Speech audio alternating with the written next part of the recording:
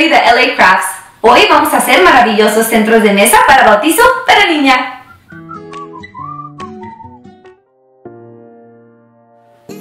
Para nuestro centro vamos a usar un envase de plástico, pintura, medias perlas, un angelito repujado y también rosas con perlas.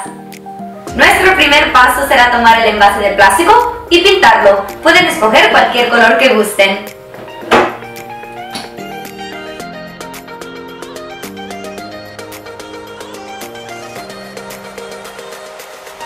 Ahora que la pintura está seca, vamos a añadir nuestro angelito repujado.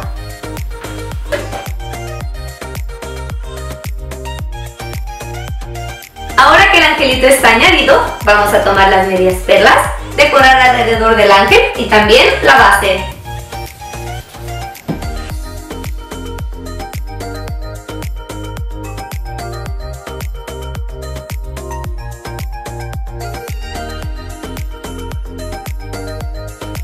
Ahora que hemos terminado de añadir las perlas, solo tenemos que agregar las flores.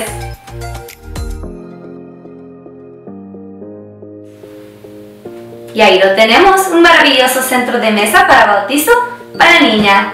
No olviden suscribir para nuevos videos cada martes y viernes. No olviden suscribir para nuevos videos cada martes y viernes. Visiten Facebook o lacrafts.com para todos los productos que usamos y si tienen preguntas o sugerencias, dejen un comentario.